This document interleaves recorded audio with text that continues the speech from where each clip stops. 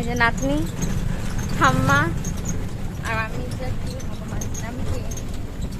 আমি আবার না না দুটার খুঁজছি কটসেট পরে বেড়াইছে। সামনের দিকে তোল একটু, যা হাসি হাসি মুখ নিয়ে, দুটা পিছনে তোল, সামনে তোল এবার একটু, আরো তোল, তুলতে থাক যত পারবে। তো দিদি নাম্বার 1, দিদি নাম্বার 1।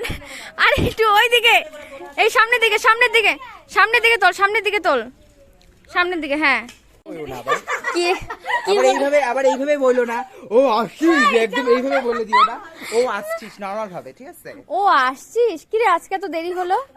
হয়ে গেছে শেষ। দাঁড়াও, 1 2 3 স্টার্ট।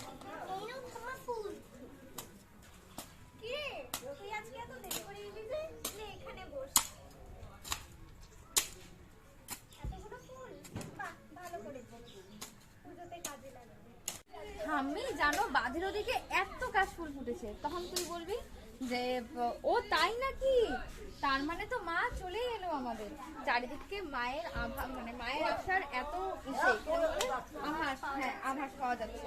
এত বল তারপরে আবার ঠাম্মা জানো বাঁধের ওদিকে এতগুলো কাশফুল এগুলো দেখতে গিয়ে তো দেরি হয়ে গেছে। তাই